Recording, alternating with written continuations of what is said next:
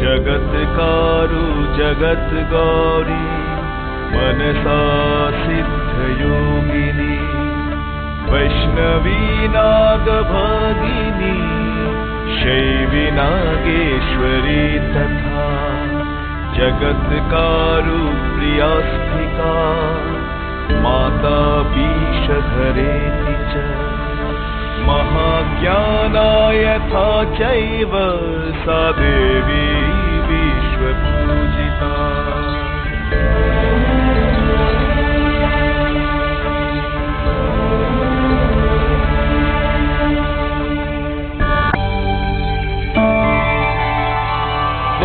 द्वादशैतानि नामानि पूजाकाले तु यः पठेत् तस्य नागभयं नास्ति तस्य वंशोत्पत्तिः